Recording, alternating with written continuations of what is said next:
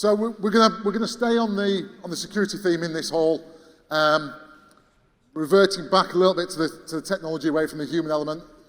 Very difficult to follow Jenny's presentation, but we've got Kevin Prone, our Chief Security Architect, who's going to do a fantastic job of following on from that. Absolutely, or it's P45 time for me. So let's start. So I've got the wrong slide deck, guys. This is not my slide deck. Interesting one, though. I mean, I can deliver it, but it's not mine. So mine's the cybersecurity slide deck, guys.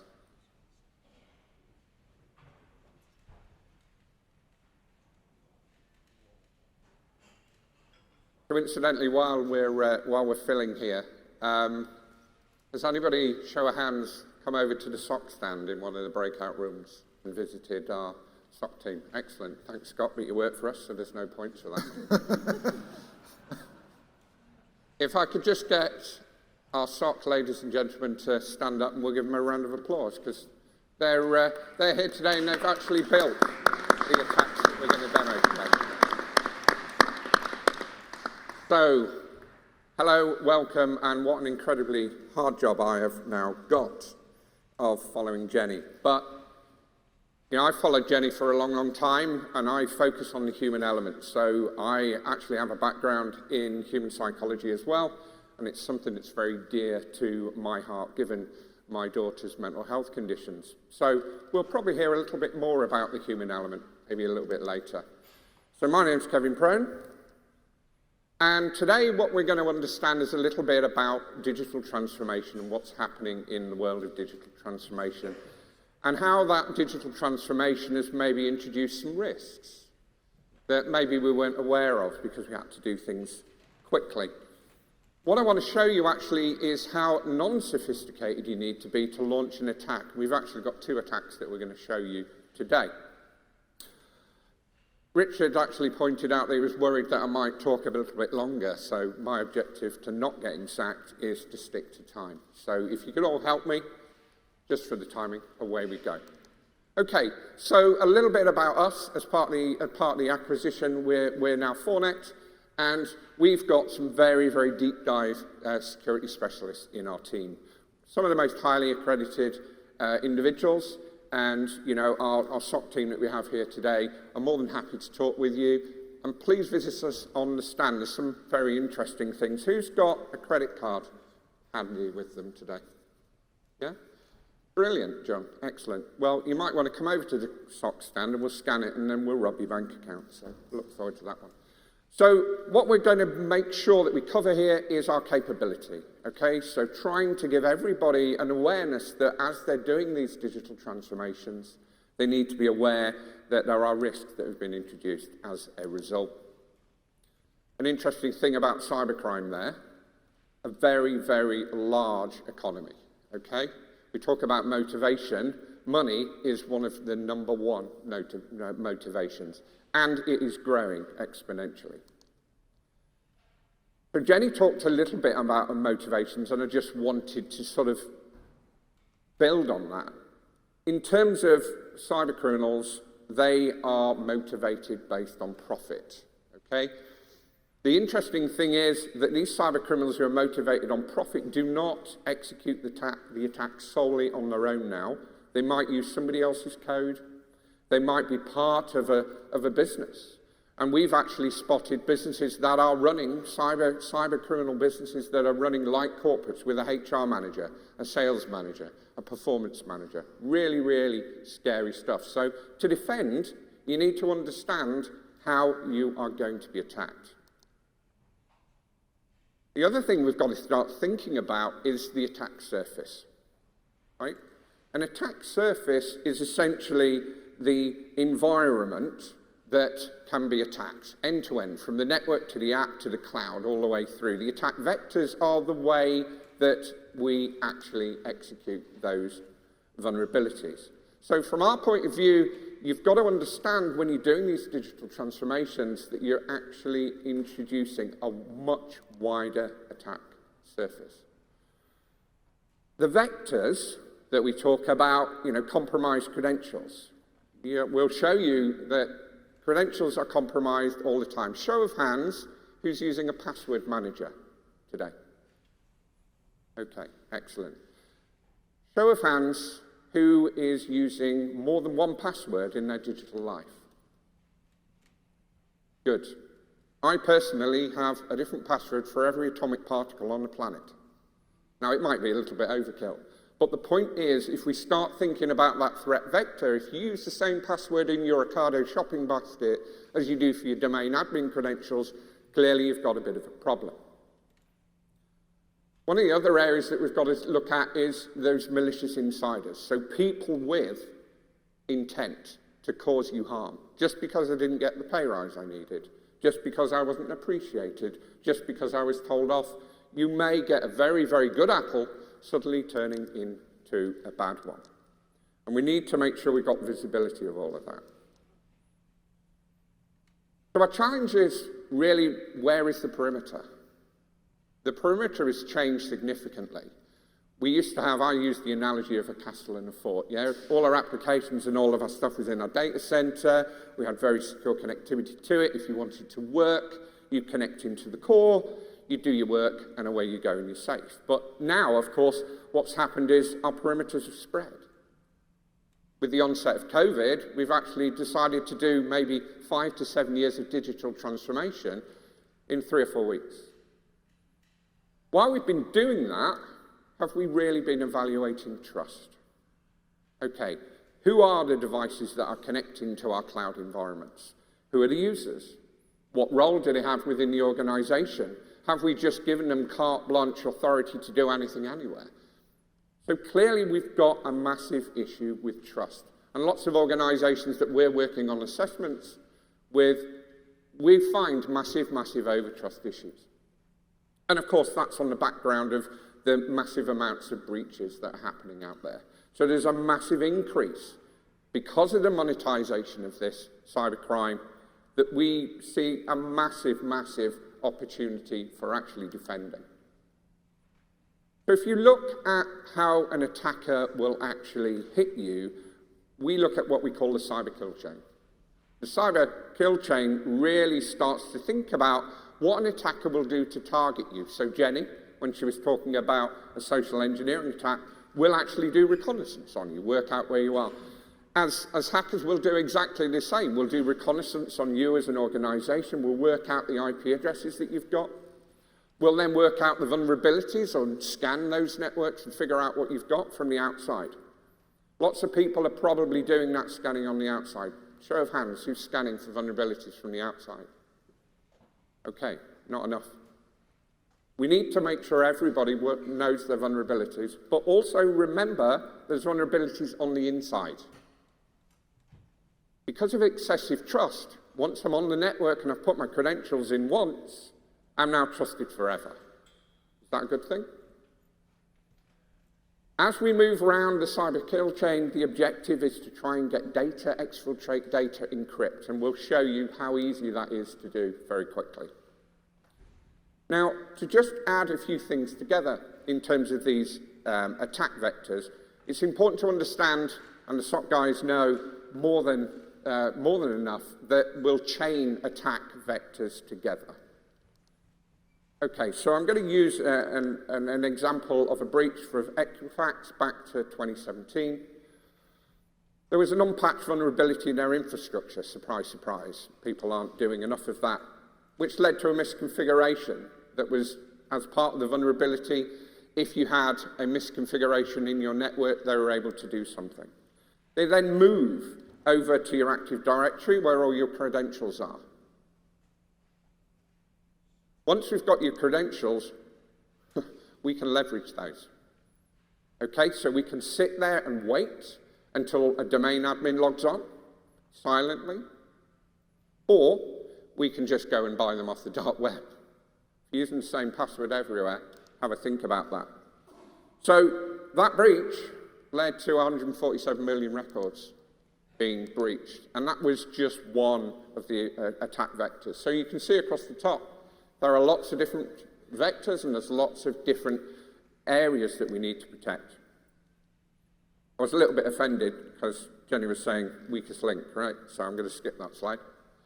Okay, but you are truly, from an infrastructure perspective, only as good as your weakest link. So when we're working with organizations to secure them, what are we finding are the common problems? Misconfiguration, number one. Show of hands, who's done a firewall replacement project in the last 12 months? Nobody. Oh, some people, excellent. And during that time, we took your rule base, you consolidated your rule base, you improved it, you made it secure.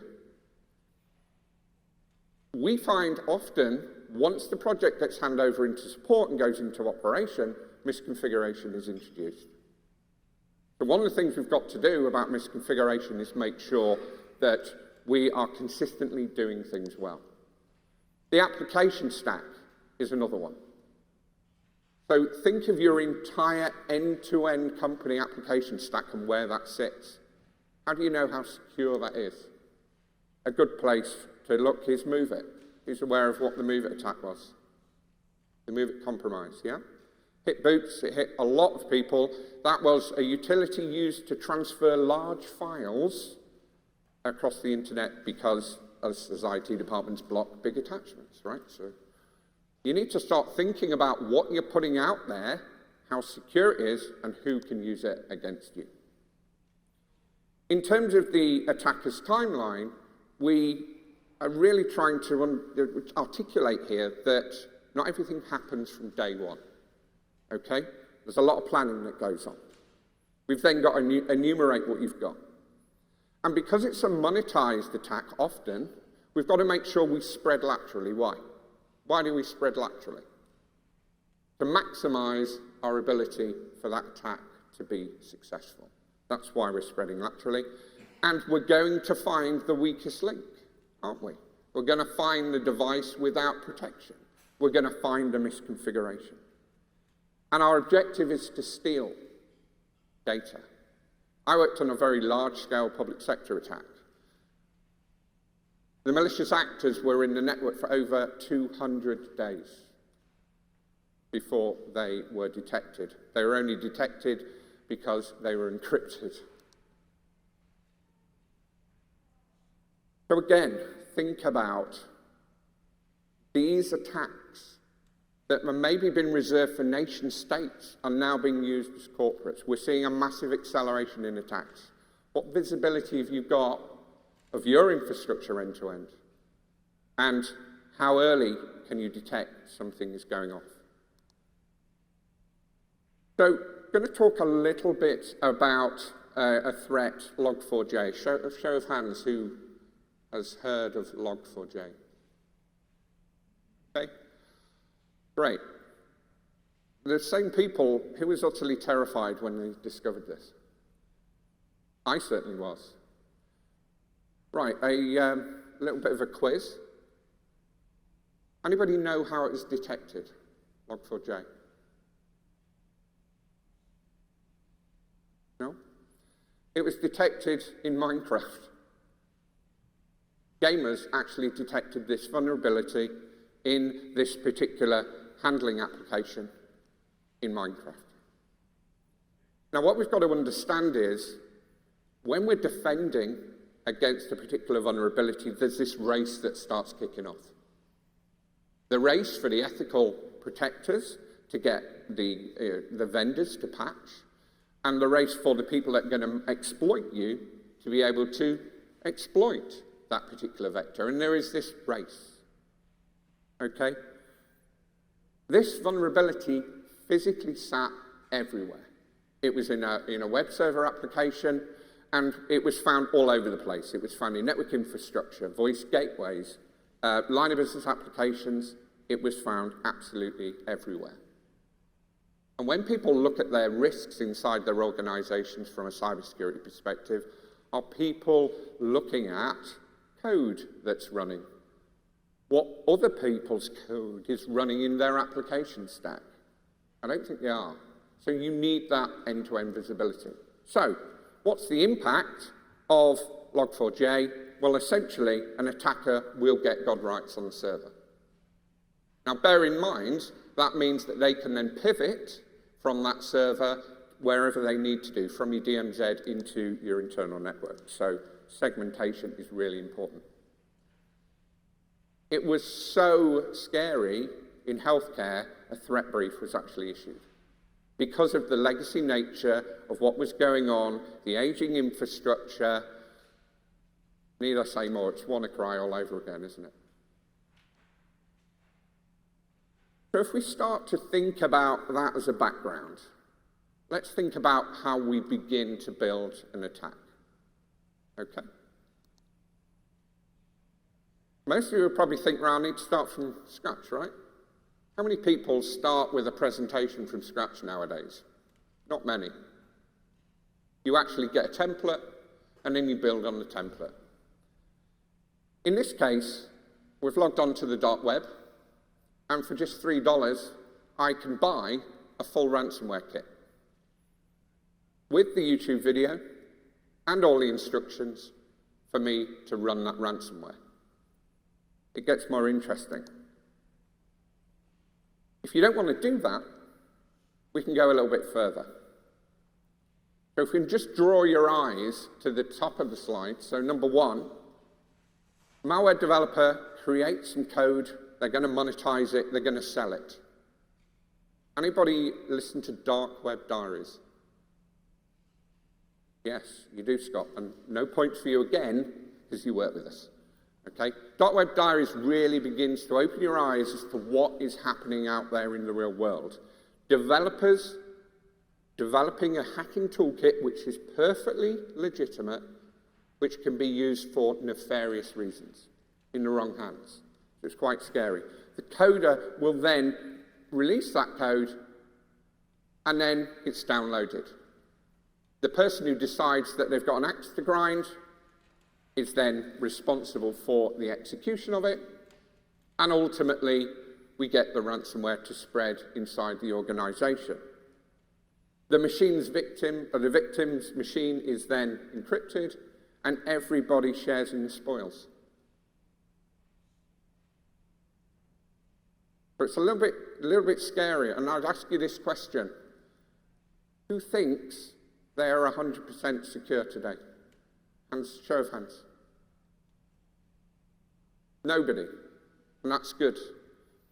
What we have to do is maintain a level of security that is proportional to the risk that you carry as an organization.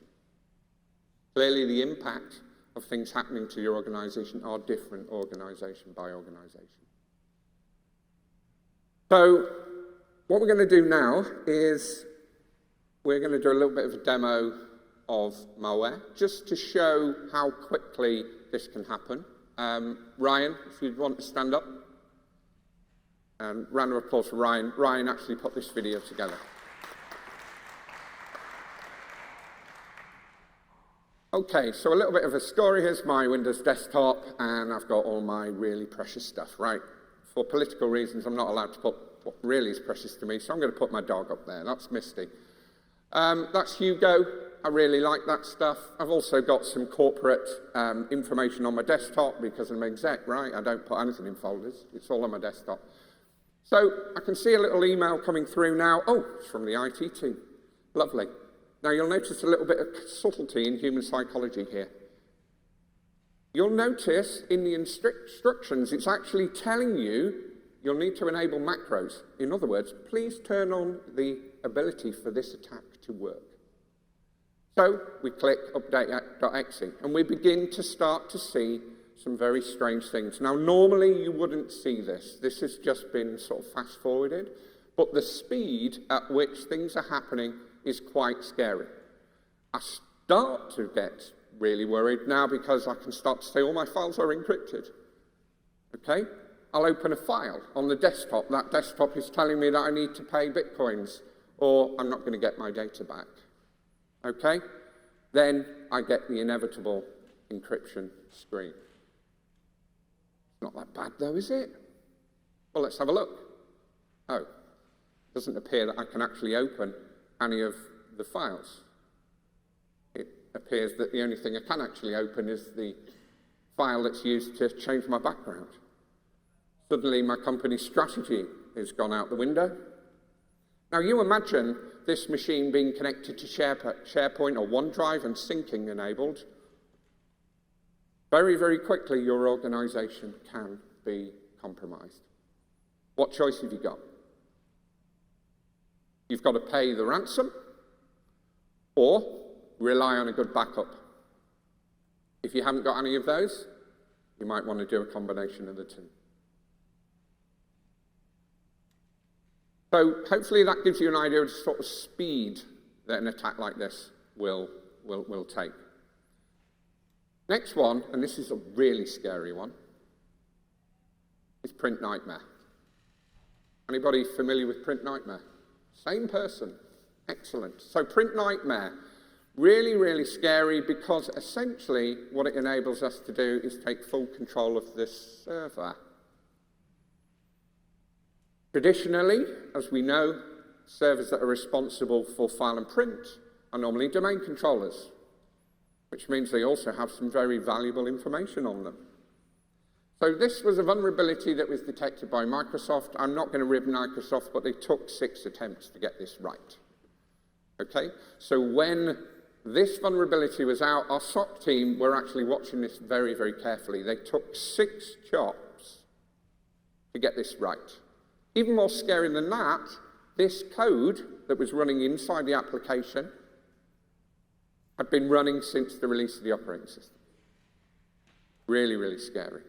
So that vulnerability, which is scored by what we call a CVE, CVE is a scoring system, was very, very high impact, allowing the attacker to gain full control.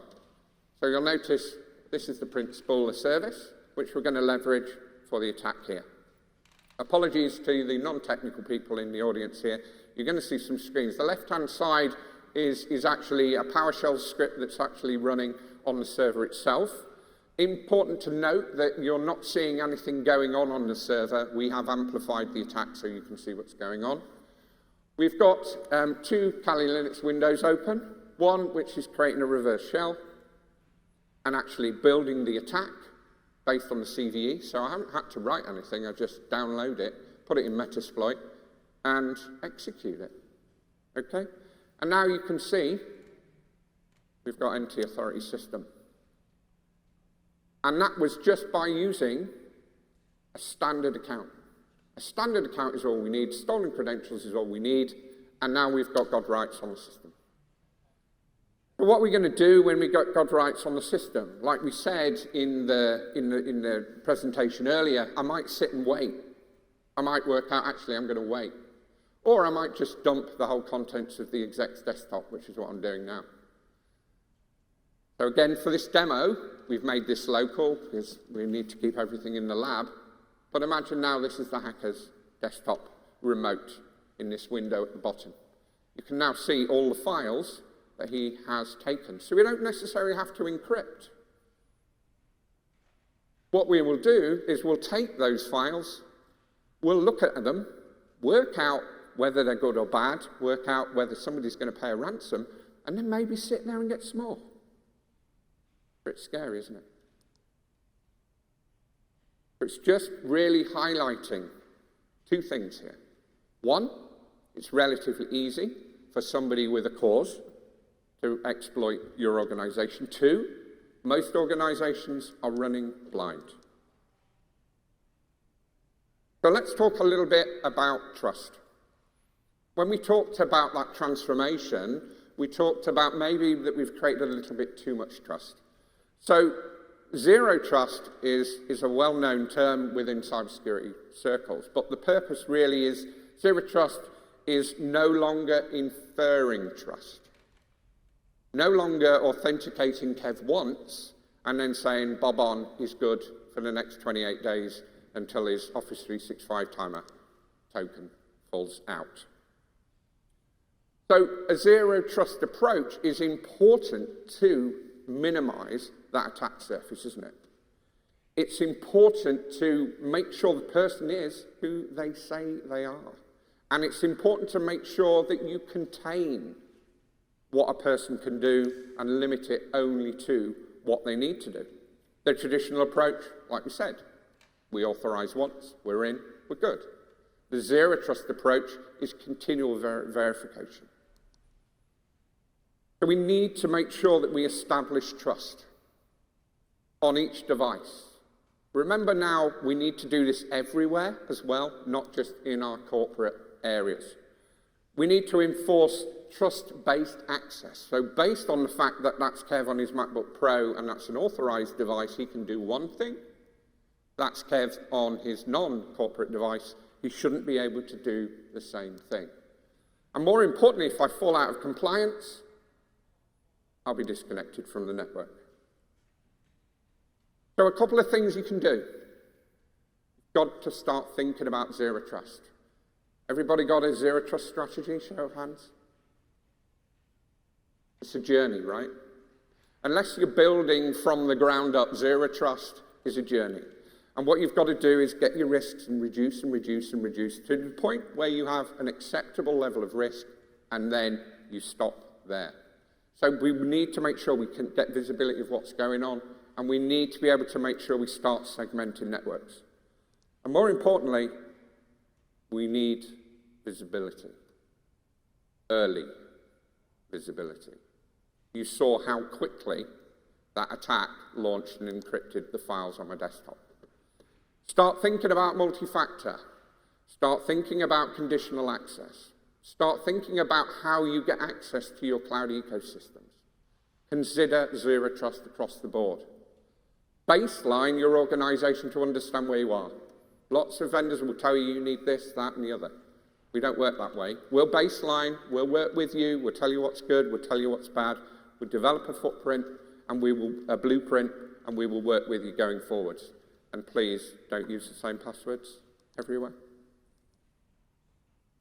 So we have a variety of cybersecurity services to talk about at our next session. Please do come along and join us for that, where we can talk about how we can help you and support you in that secure digital transformation journey. If you want to understand more about our capability, please do come to the SOC stand. I'll be there along with the SOC team.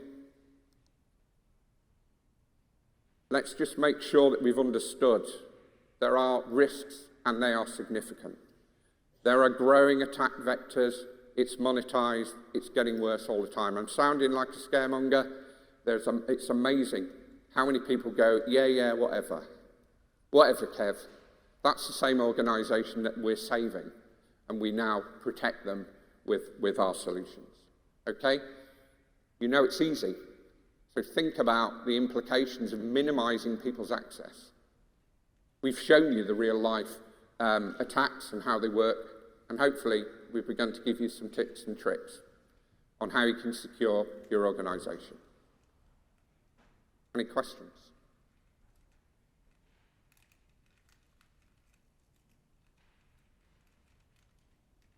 Okay. Thank you very much.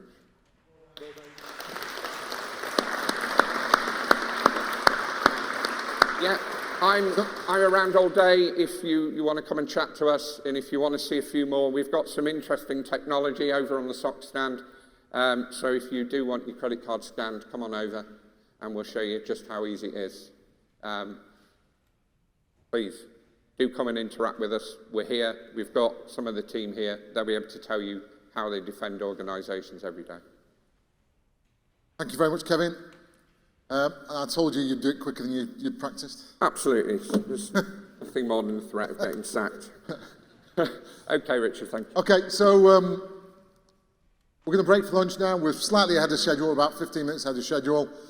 The good news of that, what that is actually, I'm not sure if lunch is quite ready yet, but you'll be first in the queue and beat the CX mob that are in the other room.